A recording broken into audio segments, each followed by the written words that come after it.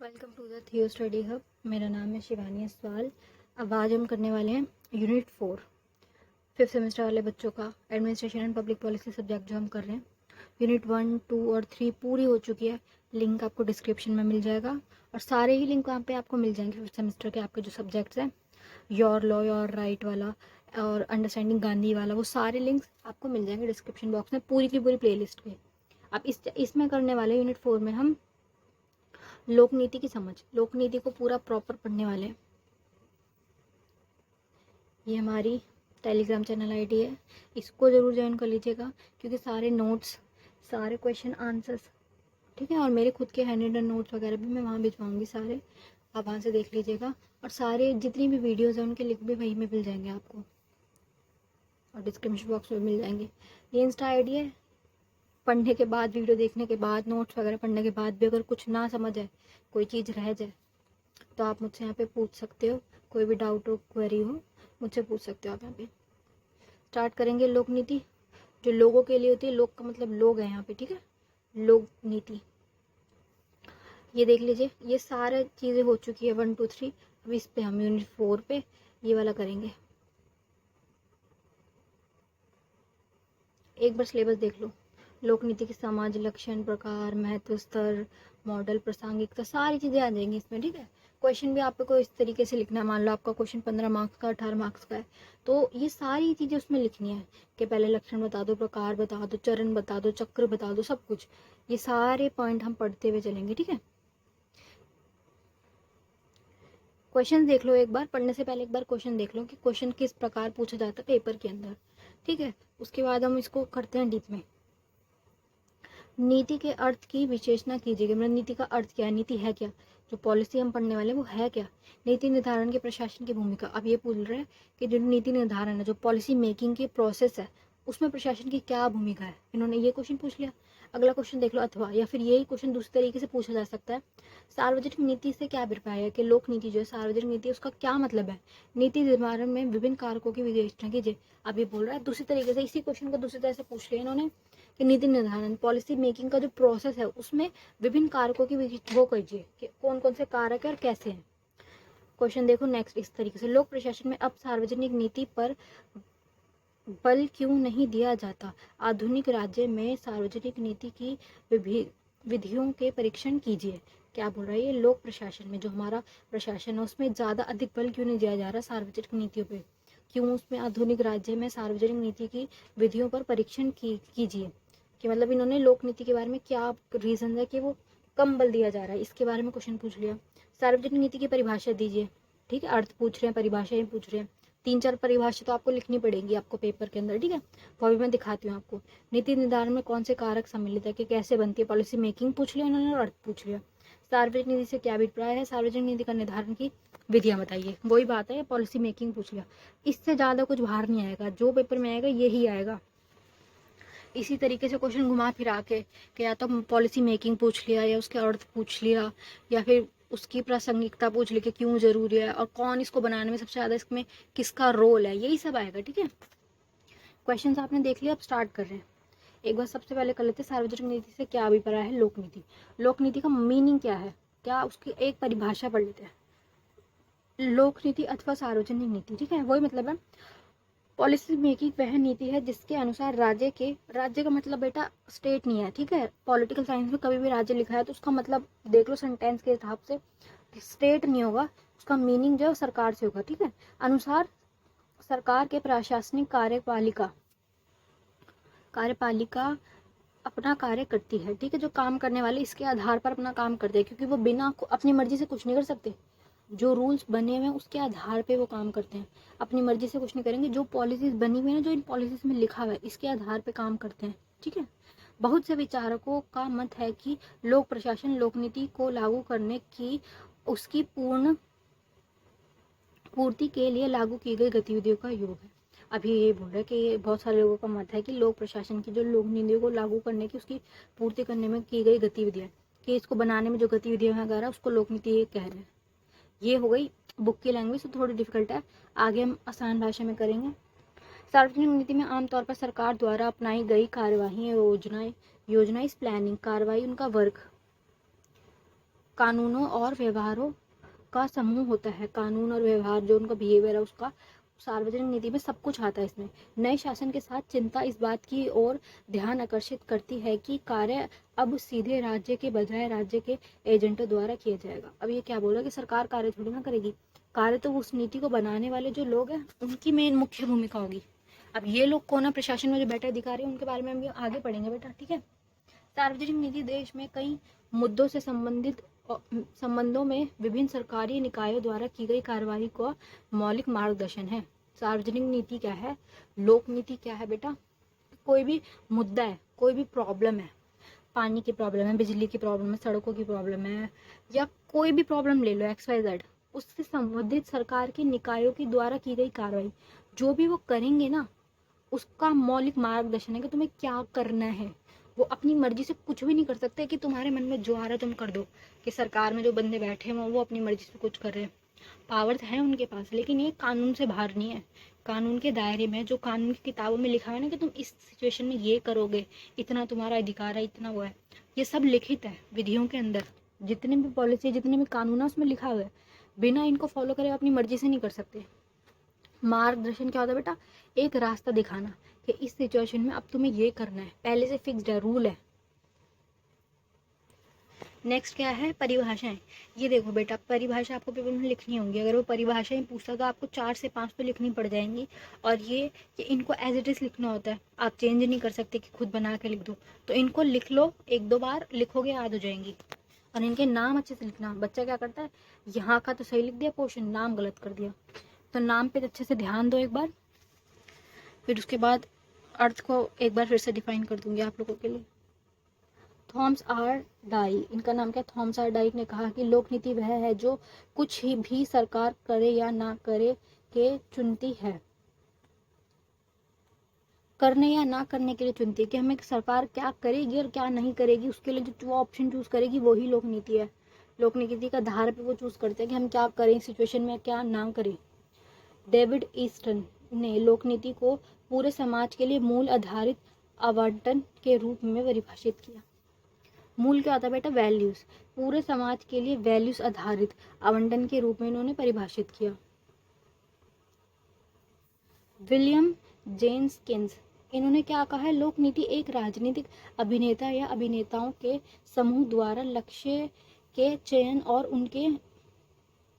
उन्हें एक निर्देशन स्थापित स्थिति में प्राप्त करने के साधनों विषयों के लिए एक परस्पर संबंधित निर्णय का एक सेट है, जहां उस निर्णयों को संबंधित संवैधानिक रूप से उन अभिनेताओं की प्राप्त करने की शक्ति के अंतर्गत होना चाहिए। क्या बोल रहा है बेटा, अभिनेता मतलब यहाँ पे एक्ट्रेस वाला अभिनेता नहीं है, अभिनेता राजनीतिक अभिनेताओं की बात चल रही है। जो पॉलिटिशियंस होते हैं ना, जो हमारे नेता होते हैं, उनकी बात चल रही है कि उनके समूह द्वारा लक्ष्यों को जो चयन, उन्होंने अपने लक्ष्य सोच रखे हैं, पहले से डिसाइड होते हैं कि अगर हम पावर में आ गए तो हम ये काम करेंगे जनता के लिए, ताकि जनता खुश हो जाए और अगली बार दोबारा हम पावर में आए और हमारी पार्टी इसी तरह पावर में रहे।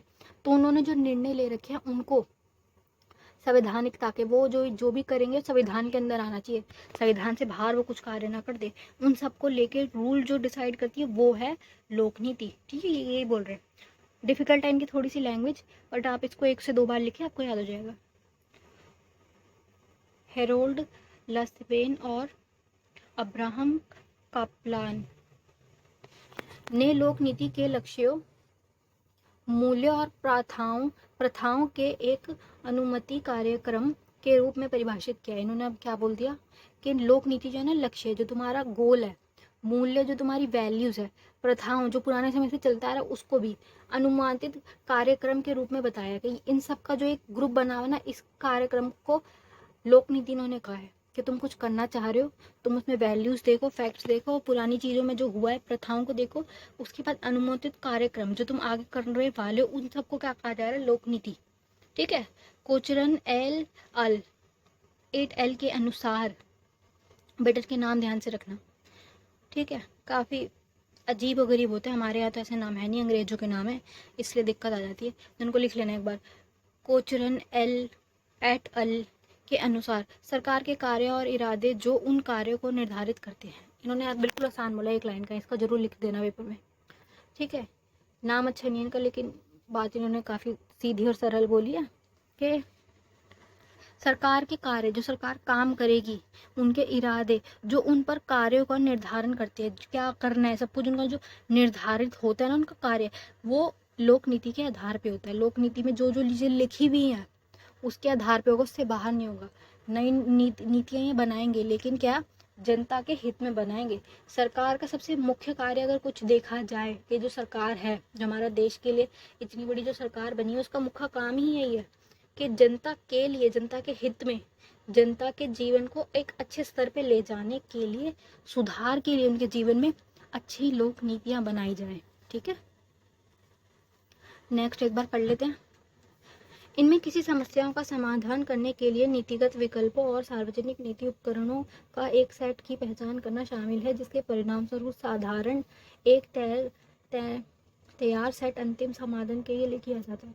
ये वही बोल रहे हैं कि जो लोक नीति ये है क्या, ये जो है पॉलिसी, वो क्या है, किसी भी समस्या का समाधान करने के लिए विकल्प चुने जाते हैं, चूज करते हैं कि इस प्रॉब्लम को सॉल्व करने के लिए क्या किया जा सकता है, फिर उसमें जो बेस्ट होता है उसको पॉलिसी बनाते हैं। वास्तविक राजनीतिक स्वीकृति लाने के लिए लाभों को देखा जाता है कि क्या क्या होगा, ठीक है, व्यवहार अगर में आती है, व्यवहार में तो क्या हो जाएगा।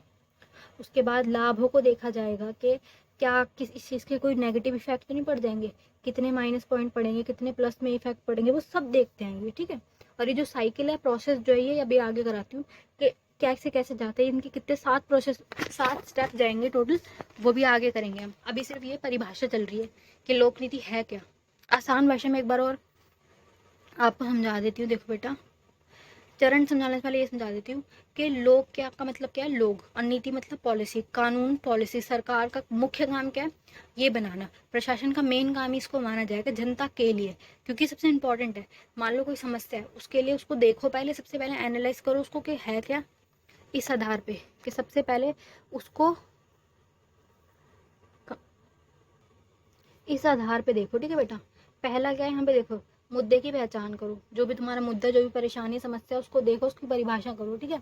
दूसरी क्या है, नीति निर्माण के लिए डाटा, एक अच्छा पूरा डाटा कलेक्ट करो, सब लोगों से पूछो कि उनके क्या रिव्यूज है, और इस काम को पहले अगर किया जाता तो क्या नतीजा निकला था, अब करेंगे तो क्या निकलेगा, पूरा प्रॉपर डाटा होना चाहिए, ठीक है।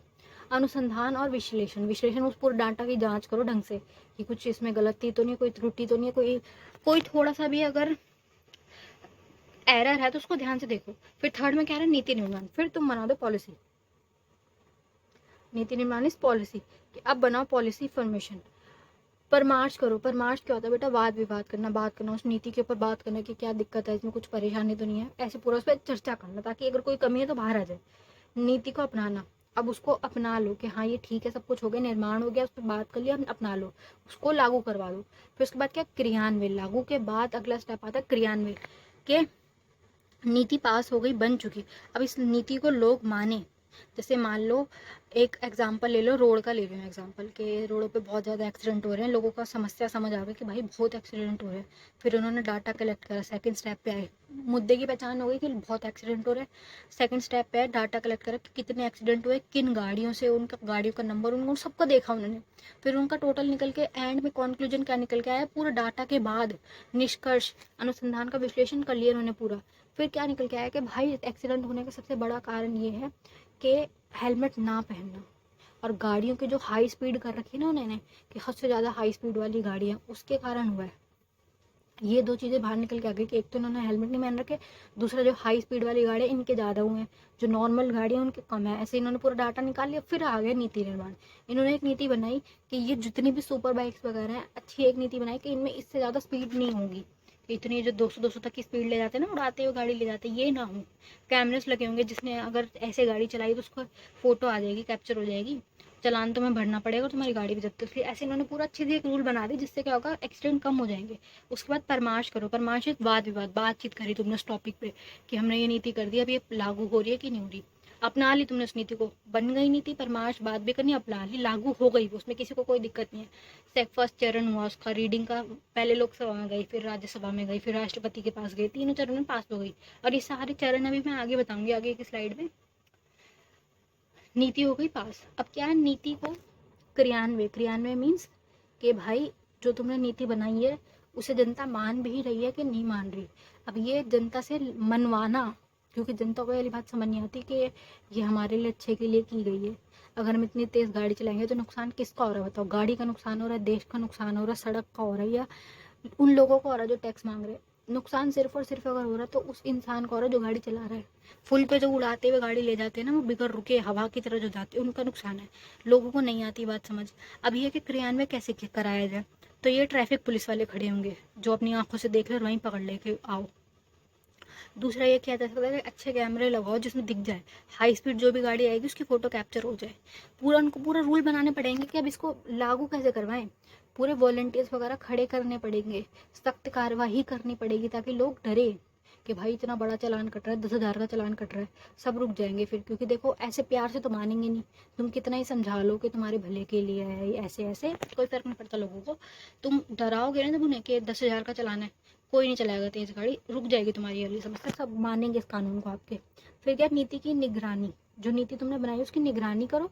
फिर उसके बाद मूल्यांकन देखो, थोड़े समय बाद ये देखो कि हाँ भाई हमने जो इतना स्ट्रिक्टनेस करी, जो भी हमने पूरी पॉलिसी बनाई एक, उसका कोई रिजल्ट भी आया कि नहीं आया, कुछ हो रहे एक्सीडेंट कम के नहीं हो रहे, उस पर निगरानी रखो। और अगर देखो कुछ मान लो उसमें नेगेटिव इफेक्ट आ गए कि किसी को कोई प्रॉब्लम है, किसी को कहीं जाना था वो नहीं गया, या 10,000 का चालान बहुत ज़्यादा है, या कुछ भी अगर उसमें ड्रॉबैक आता है बाद में 6-7 महीने बाद, साल भर बाद जब तुम मूल्यांकन कर रहे हो, तो फिर इसमें संशोधन किया जाएगा, है ना। उसे चेंज करेंगे, उसको ठीक करेंगे। जो भी दिक्कत है, लोगों ने अगर थोड़ी अगर लड़ाई वड़ाई हुई, लोगों ने बोला कि तुम गलत कर रहे हो, लोग खिलाफ खड़े हो गए तुम्हारी उस पॉलिसी से, तो उसमें फिर संशोधन किया जाएगा। ठीक हो, ठीक है बेटा। हमारे संविधान की अगर सबसे खूबसूरत बात देखी जाए तो ये है कि कानून बनाने की जो विधि है ना, उससे भी आसान विधि उसकी संशोधन की है, उसमें बदलाव किए जा सकते हैं। क्योंकि देखो समय के साथ प्रॉब्लम्स भी चेंज होती है, समय बदल रहा है, लोग बदल रहे हैं, रहन सहन बदल रहे हैं, तो प्रॉब्लम्स भी तो चेंज हो रही है। तो उन प्रॉब्लम के जो समाधान है उसे भी चेंज करना पड़ेगा। इसलिए क्या है, संविधान में अब तक 105 प्लस संशोधन हो चुके हैं ऑलरेडी, और होंगे आगे। जितना समय आगे बढ़ता जाएगा उसमें जो पुराने कानून बने हुए ना, वो पुराने समय के हिसाब से, अब नया समय आ गया, अब नई प्रॉब्लम आ गई है, तो जो पुराने कानून बने उसमें संशोधन कर दिया जाता है कि अब ये प्रॉब्लम है, उस हिसाब से उसको चेंज कर दो। हटा नहीं रहे उस कानून को, उस कानून में चेंज कर दिया जाएगा, जिससे क्या होगा, इस समय के हिसाब से वो यूज टू हो जाएगी। ठीक है, ये मैंने पूरा समझा दिया। इसके इतने चरण है, ये बहुत इंपॉर्टेंट है जनता के विकास के लिए, कल्याणकारी राज्य बनाने के लिए, कि एक अच्छा राज्य उसको बनाने के लिए सबसे पहले उसकी प्रॉब्लम्स ढूंढो, समाधान करो। ये वाले सारे स्टेप जो इसमें मैंने बताए, ये सब चीज़ें आएंगी। ठीक है, ओवरऑल करना है, ऐसे नहीं किसी एक क्षेत्र पे, हर क्षेत्र पे। पढ़ाई ले लो, स्वास्थ्य ले लो, लोगों का रहन सहन का तरीका देख लो, हर चीज़ में सारी जितनी भी प्रॉब्लम आएगी ना उसमें। सामाजिक न्याय पे, सामाजिक न्याय वाला टॉपिक अभी आगे पूरा डीप में समझा दूंगी कि सामाजिक न्याय क्या है। लोग परिभाषा हम कर चुके, अब करेंगे उद्देश्य। एक बार उद्देश्य पढ़ लेते हैं बेटा। उद्देश्य का मतलब होता है कि लोकनीति चाह क्या रही है, इसका उद्देश्य क्या है, क्या पर्पस है इसका। ठीक है, सभी सार्वजनिक नीतियों का अंतिम उद्देश्य सरकार के दिमाग में कुछ लक्ष्यों को पूरा करना होता है। जितनी भी ये नीतियाँ हैं, इनका मेन क्या होता है, लक्ष्य ही तो है इनका। लक्ष्य क्या होता है इनका, सब सारी नीतियों का लक्ष्य क्या होता है, विकास करना, आगे की तरफ जाना, पुरानी समस्या जो है उसको ठीक करना। अगर कोई नीति गलत बनी हुई है, उसमें कोई थोड़ी सी भी कमी है, उसको ठीक करना, संशोधन कर देना, या नई बनाना नीति, है ना।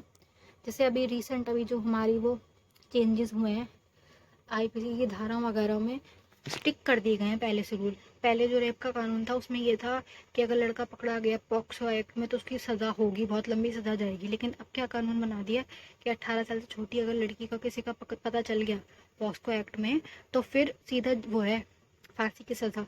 और पहले से कानून कड़े कर दिए गए और काफ़ी अच्छे कर दिए गए। रिसेंट जो लॉन्च हुए हैं वो अच्छे हैं, काफ़ी पहले से संशोधन हो चुका है उनमें, नए वाले काफ़ी अच्छे हैं। बस अब ये लॉ स्टूडेंट उनके लिए दिक्कत की बात हो गई, क्योंकि उन्होंने पहले इतने पढ़ रखे हैं, उनको याद करना, उनको समझना, पूरा एक एक चीज़ उन्हें याद करनी पड़ती है उन बच्चों को। अब ये जो नए आए हैं, पुराने वाले गए, अब नए उनको याद करने पड़ेंगे, पर कोई बात नहीं, करने तो पड़ेंगे। इसे नीतियों के निर्माण का क्रियान्वयन का कारण राष्ट्र के नागरिकों का कल्याण, राष्ट्र में जो लोग रह रहे हैं, हमारे जो देश के लोग हैं, उनका कल्याण, कल्याण मतलब उनका अच्छा करना, उनका भले के लिए।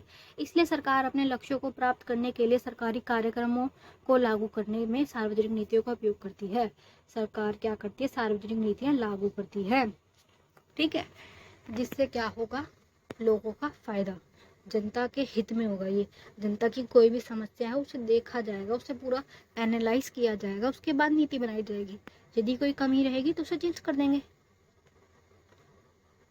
अब ये हम बोल रहे हैं प्रोसेस। अगर उन्होंने पेपर में विधि पूछ ली कि कानून अब बनता कैसे, मैंने ये तो समझा दी कि क्या क्या होता है। अब वो कि जो ये जो स्टेप था ना, ये वाला स्टेप नीति निर्माण, ये वाला थर्ड स्टेप, ये पूरा बहुत बड़ा जाएगा। नीति निर्माण के बनता कैसे है, क्योंकि देखो कोई भी पॉलिसी ऐसी बहुत आसानी से नहीं बन जाती, फटाफट से बना दी, बहुत लंबा प्रोसेस चलता है उसके पीछे। अब ये वो पूरा प्रोसेस जाएगा कि पहले वो लोकसभा में जाएगा, उसकी 3-4 रीडिंग होगी, फिर वो राज्यसभा में जाएगा, उसकी 3-4 रीडिंग होगी, उसके बाद वो राष्ट्रपति के पास जाएगा। राष्ट्रपति सिर्फ और सिर्फ जो धन विधेयक होते हैं ना, पैसों से रिलेटेड, जो मनी वाले बजट है, उसको छोड़ के बाकी सब पे अपनी राय रख सकता है और उसको रोक सकता है बिल को, अगर उसे लगा कि भाई ये गलत है, गलत कर रहे हैं सारे मिलके, लोकसभा वाले भी राज्यसभा वाले भी, तब वो क्या करते हैं, सिग्नेचर नहीं करते। सिर्फ एक ऐसा धन विधेयक ही है जो मनी वाला बिल है, उसको नहीं रोक सकते वो, उसको उन्हें पास ही करना पड़ेगा। अगर वो रोक सकते तो ज़्यादा से ज़्यादा 14 दिन, 14 दिन के बाद अगर वो सिग्नेचर नहीं करते तो उसे पास माना जाएगा, क्योंकि वो पैसे से रिलेटेड है ना। देखो हमारा पैसा है, हमने दिया हुआ है, हम जो टैक्स दे रहे हैं वो पैसा है, तो वो पैसा किसके हाथ में जाएगा, वो लोकसभा के जो हमने चुने हैं जिन लोगों को, उनके हाथ में जाएगा ना। राष्ट्रपति को हमने तो नहीं चुना है ना, राष्ट्रपति को जिनको हमने चुना उन्होंने उसको चुना है, सेकंड थर्ड पे ले चला गया ना, मतलब वो, तो वो उस पर कुछ नहीं कर सकते, बाकी सब पे कर सकते हैं।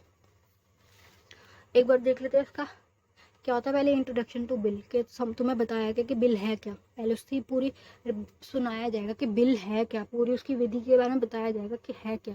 उसके बाद क्या होगा, पब्लिकेशन इन गैजेट, सबको दिया जाएगा, जितने लोग बैठे सबको दिखाया जाएगा, वो पढ़ेंगे, उस पर रीडिंग चलेगी। फिर होगी फर्स्ट रीडिंग, पहली बार उस बिल को पढ़ा जाएगा। फिर सिलेक्ट कमेटी, सब उस पर बैठेंगे, बातचीत करेंगे। फिर होगी सेकेंड रीडिंग, फिर होगी थर्ड रीडिंग। 3 बार पढ़ा जाएगा उस बिल को, ठीक है। 3 बार लोकसभा में उसको बिल को पढ़ा जाएगा, और उस पर किसी को आपत्ति होगी तो सामने वाले वोट नहीं देंगे, वोटिंग होगी। अगर वोटिंग में अगर वो बिल रह गया तो वो बिल आगे नहीं जाएगा।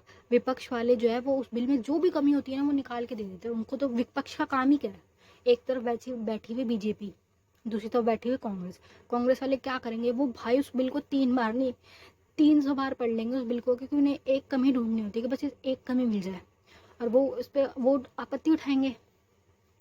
लेकिन क्या है, बहुमत किनके पास है, बीजेपी वालों के पास, तो बिल रुकता नहीं है, क्योंकि बहुमत उनके पास है। अगर वो कितने भी अपोज कर ले, बिल रुक नहीं पाएगा, क्योंकि बहुमत उनके पास है। और अगर मान लो कभी ऐसी सिचुएशन आ जाए कि बिल टाई हो गया, टाई में क्या होता है, पक्ष वाले भी वोट इतने हैं, विपक्ष वाले भी है, एग्जाम्पल 50 वोट पक्ष में गिर गए, 50 विपक्ष में गिर गए, अब क्या होगा, है ना। बच्चे का क्वेश्चन था ये कि मैम अगर इक्वल इक्वल वोट डल गए तो क्या होगा, तो क्या होगा बेटा, जो वो बैठा हुआ ना स्पीकर, वो वोट डालेगा। अगर उसने पक्ष में डाल दिया तो बिल आगे जाएगा सेकंड हाउस में, अगर उसने विपक्ष में डाल दिया तो ड्रॉ हो जाएगा, वापस से उसकी सारी रीडिंग वगैरह चलेगी, उसको रद्द कर दिया जाएगा। और क्या है, जो वो बंदा बैठा हुआ है, स्पीकर जो बैठा है, वो है कौन, वो बंदा कौन है, जीती हुई पार्टी का। जीती हुई पार्टी कौन है, बीजेपी। तो वो बीजेपी का अगर बंदा है तो अपनी पार्टी के लिए हक में वोट देगा ना, खिलाफ थोड़ी ना दे देगा। जो पार्टी बहुमत में होती है उसका बंदा होता है वो स्पीकर जो होता है। उसके बाद जाएगा bill in other house, other क्या है, अपर हाउस। अपर हाउस के बारे में आपको पता है ना, राज्यसभा, ठीक है।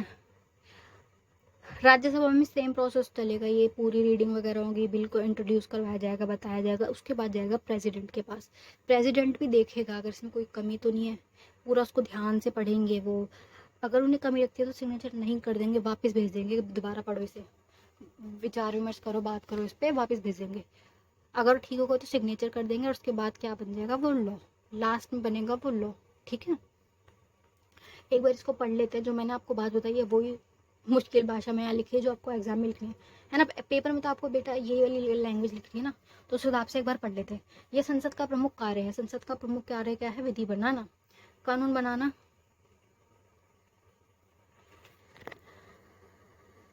अगर ये वीडियो बहुत लंबी हो जाती है ना बेटा, कि अगर इसके पार्ट आगे तक चले जाते, लंबी होती है वीडियो, तो फिर नेक्स्ट पार्ट लाऊंगी, वरना ऐसे लग तो नहीं रहा 24 मिनट्स हो चुके हैं। अगर ये भी निपट जाता है, वैसे हो जाएगा मेरे हिसाब से, मुझे उम्मीद तो है हो जाए एक पार्ट में। चलो करते हैं, क्या बोल रहा है ये, जो ये प्रोसेस है आपका पॉलिसी मेकिंग का, ये ना संसद का प्रमुख कार्य है। संसद कौन है? हमारी सरकार पूरी। जो हमारी सरकार है ना, उसका मुख्य कार्य ही कानून बनाना है तथा उनमें परिवर्तन लाना है, उनमें संशोधन करना है, परिवर्तन लाना। निस्तर निरस्त करने की प्रक्रिया के द्वारा संसद सरकार की नीतियों का निर्धारण करती है। सरकार की जितनी भी नीतियां उनको बनाती है। प्रशासन के संगठन, संरचना, अधिकारों और कार्यों के कार्यों के निर्धारण का अनुकूलन संसद कानून करते हैं। सरकार क्या काम करेंगे ना, टोटल सारे काम संसद द्वारा जो ये लॉ बनाए गए हैं ये बताते हैं कि हम क्या काम करेंगे। परंतु संसद विधि निर्माण प्रक्रिया के द्वारा जो निर्णय लागू करती है वे व्यापक और आम होते हैं। संसद कानूनों के ढांचे का निर्माण करती है और मूल ढांचे के अंतर्गत विस्तृत नियमों को नियमों को तैयार करने के अधिकार कार्यपालिका को सौंप देती है। अब ये क्या, जो इन्होंने नियम बना दिए उनको लागू करवाने का अधिकार किनका? कार्यपालिका। कार्यपालिका में कौन आ गए? पुलिस प्रशासन पूरा आ गया, ठीक है। इनको लागू कराने वाले जितने भी सारे अधिकारी हो गए, इनके ऊपर आगे बात हो। बना इन्होंने दिया, लागू कार्यपालिका वाले कराएंगे। ये तो विधान पालिका वाले हैं, लागू करवाने का काम कार्यपालिका का। कार्य करेंगे, जो काम करेंगे, कार्यपालिका मतलब काम करने वाले, कार्य करने वाले। इसको पदेन विधि निर्माण या कार्यवाही विधि निर्माण अधीनस्तर विधि निर्माण कहा जाता है। ऐसे नियमों निर्धारण में परीक्षण में संसद के में रखा जाता है। परीक्षण क्या होता है बेटा? टेस्ट करना के जो भी नीतियां हैं उसके बारे में पूरी जांच पड़ताल, उसके गहन अध्ययन के लिए यहाँ पे लाए जाते हैं संसद के अंदर। अब ये देख लो, भूमिका के बारे में बता रहे कि जो पॉलिसी है, जो इसकी बात करें नीति की, इसके अंदर सबसे ज्यादा किसकी क्या है? नेताओं की कितनी भूमिका है? नेता की भूमिका है। राजनेताओं की कितनी है? शक्ति है, इनके पास पावर्स है, ठीक है। नौकरशाही का क्या काम है? संस्था है। संस्था में तो ग्रुप बनाना। नौकरशाही इसको पूरा पॉलिसी को पहले लिखती है, समस्या को देखना, उस समस्या के बारे में पूरी डाटा कलेक्ट करना, ये सारा काम इनका है पूरा, जो IAS IPS वगैरह जाते हैं। फिर उसके बाद हित समूह कौन हो गया? दबाव समूह वाले। इनका क्या है? प्रतिनिधित्व। मान लो कोई पॉलिसी गलत आ रही है तो उसको ये ठीक करा देंगे। जैसे दबाव समूह भी ले लो, जो ये आए थे किसान आंदोलन वाले, इन्होंने अपनी आवाज़ उठाई कि भाई तुम गलत कर रहे हो, हमें नहीं पसंद, ये समझ नहीं आ रहा हमें ये बिल। तो ये क्या है, इस बिल के ऊपर जो है प्रभाव डाल सकते हैं, प्रतिनिधित्व करते हैं इस चीज़ का कि क्या बिल कैसे होना चाहिए। अगर कोई गलत होता है तो लोग खड़े हो जाते हैं, अब वो क्या चाहते हैं उसके खिलाफ भी खड़े हो जाते हैं कि हमें ये वाली चीज़ ऐसे चाहिए। टेक्नोटेक्स, ये क्या है? ज्ञान वाले बंदे जिनको पूरी नॉलेज होगी, ठीक है। ये प्रशासन के अंदर एक विभाग है जिनको पूरी नॉलेज होगी उस टॉपिक के ऊपर, और वो उससे रिलेटेड काम करेंगे, ठीक है। क्योंकि कोई भी पॉलिसी बनेगी तो हम ऐसे नहीं बना सकते, उसको पूरी गहन अध्ययन, डीप नॉलेज हो तुम्हारी प्रोफेसर लेवल वाली, तो तुम उस बात पे बात करोगे। तो इनको क्या कहा जा रहा है? इनका नाम क्या? टेक्नोटेक्स। वर्ड से ही समझ आ रहा है कि किसी ज्ञानी लोगों की बात हो रही है। दाताओं का क्या होता है? प्रभाव। अब ये वही वाली बात है, पॉलिसी के जो जितने स्टेप गए हैं कि बनाने में कितना समय लगता है, वो ये introduction to bill, publication in gazette, तो पूरे संसद में बता दिया है, पब्लिकेशन कर दिया सबको। First reading, second reading, first reading के बाद यहाँ पे सिलेक्ट, पहले वो सिलेक्ट होगा, सिलेक्ट हुआ या नहीं हुआ, पहले रीडिंग में सिलेक्ट अगर हो गया उसके बाद होगी सेकंड रीडिंग, फिर third reading, bill in other house, Rajya Sabha में गया, फिर प्रेसिडेंट के पास गया, फिर लॉ बनेगा। इन सारे उसको लिख लीजिएगा अच्छे से। ये वही चीज़ दोबारा डीप में बताई हुई है। कहाँ से स्टार्ट हो रहा है बेटा? ठीक है, पब्लिक इनपुट, पब्लिक जो चाह रही है, जनता क्या चाह रही है, जनता की मांग आई, ठीक है। फिर क्या हुआ? कमेटी गिव रिपोर्ट, कमेटी ने, एक संस्था ने, जो ये नौकरशाही वाले हैं जितने भी अधिकारी, इन्होंने पूरी रिपोर्ट बनाई और दी किसको? हाउस में। हाउस मे और may not accept the report. अगर उन्होंने एक्सेप्ट की, हाँ भाई इसमें बात में दम है, उन्होंने एक्सेप्ट कर ली कि हाँ ये मुद्दा पीक पे चल रहा है, तो फिर क्या होगा? Detained discussion of bill in house, एक बार उस पर बिल पे विचार होगा, विमर्श होगा, बात होगी। बिल इस एक्सेप्ट हो जाएगा या रिजेक्ट हो जाएगा। अगर बिल सच में सही है तो एक्सेप्ट होगा, वरना रिजेक्ट हो जाएगा। फिर क्या होगा? Send to other house, 3 reading चलेंगी उस पर, इस वाले पार्ट में यहाँ पे, उसके बाद अदर हाउस में जाएगा। अदर हाउस में क्या होगा? अदर हाउस अप्रूव और गिव रिकमेंडेशन। अब अदर हाउस क्या करेगा? उसे अप्रूव कर देंगे, हाँ भाई ठीक है, या रिकमेंडेशन देगा कि भाई तुमने ये चीज़ गलत करी है, ये चीज़ हमें ये सही नहीं, तुमने पास कर दिया लेकिन हमें ये चीज़ समझ नहीं आ रही, ये वो। फिर क्या होगा, joint session of parliament. Joint session बैठता है ना बेटा, संसद में लोकसभा वाले और राज्यसभा वाले दोनों बैठेंगे और बात करेंगे, उस पर विचार विमर्श चलेगा, उसकी रीडिंग्स होगी और उसके बाद वोट डलेंगे। और जीतते ना इसमें लोकसभा वाले हैं, क्योंकि राज्यसभा की तो सिर्फ 250 सीटें हैं, लोकसभा वाले की 500 प्लस सीटें जाती है ना, 545 सीट्स है ना, तो यही जीतते हैं। अगर जॉइंट मीटिंग बैठती है तब लोकसभा वाले ही जीतेंगे, फिर ये बिल आगे जाएगा। प्रेसिडेंट अप्रूव तो सेंड बैक टू रिकमेंडेशन।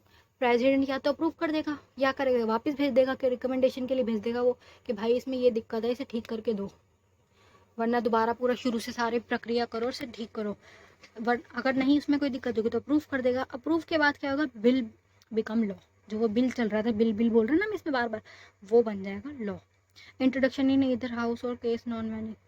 अभी ये वाली बात बोल रहा है, बिल के अंदर अगर मान लो मनी वाला बिल ना हो तो वो क्या होगा, दोनों हाउस में उस पर पूरी प्रॉपर चलेगी और कोई भी उसे रिजेक्ट कर सकता है, लेकिन मनी बिल को कोई रिजेक्ट नहीं कर सकता, चाहे वो राज्यसभा वाले हो चाहे वो प्रेसिडेंट क्यों ना हो, क्योंकि वो पैसे से रिलेटेड है, पैसा जनता का है, तो जनता के जो प्रतिनिधि है वही इस पर पूरा डिसीजन लेंगे। बिल सेंड टू कमेटी, हाँ ये हो गया। चलो ये पढ़ देती हूँ। नीति अध्ययन के विभिन्न रूप। अब ये बोलो कि नीति को पढ़ने के अलग अलग जो रूप हैं अध्ययन के, कि ये किस प्रकार से करते हैं। बेटा वीडियो बड़ी हो चुकी है, 30 मिनट प्लस की जा चुकी है, तो इसके लिए 2-3 स्लाइड बची है और एक टॉपिक रह रहा है प्रकार वाला, कि नीति के कितने प्रकार होते हैं। ये हम कल वाली वीडियो में करेंगे, पार्ट 2 आएगा, सिलेबस खत्म हो जाएगा, छोटी सी 10 से 15 मिनट की वीडियो हो जाएगी वो, और सिलेबस हमारा पूरा कंप्लीट हो चुका है। बेटा कोई भी चीज़ इस सिलेबस में ना समझ आ रही हो तो आप मुझसे पूछ लेना। इंस्टाग्राम की आईडी दे रखी है, कमेंट बॉक्स आपके लिए ओपन है, आप मुझसे पूछ सकते हो। आपके 5th सेमेस्टर का मैंने your law your right subject जो आपका सेक में लगा हुआ है वो करा दिया है। अंडरस्टैंडिंग गादी करा दिया है आपका जीई में जो लगा हुआ है। हिंदी में जिन बच्चों ने अनुवाद वाला सब्जेक्ट ले रखा है, ट्रांसलेशन वाला, वो जो हिंदी का सब्जेक्ट है अनुवाद वाला, वो मैंने पूरा करा रखा है, सारे लिंक आपको मिल जाएंगे। 6th सेमेस्टर का डेमोक्रेसी एंड गवर्नेंस भी करा रखा मैंने, उसका भी लिंक इसमें डाल दूंगी मैं, ठीक है। बाकी best of luck for your exam. वैसे एक वीडियो अभी बची है हमारी, वो करके फिर बोलूँगी बेस्ट ऑफ लक आपको। ठीक है बेटा, एक बार ये ले लो। Thanks for watching. सब्सक्राइब कर देना चैनल को, आपको अच्छी लगी ये वीडियो अपने दोस्तों को शेयर कर दो ताकि वो भी पढ़ लें। बाय।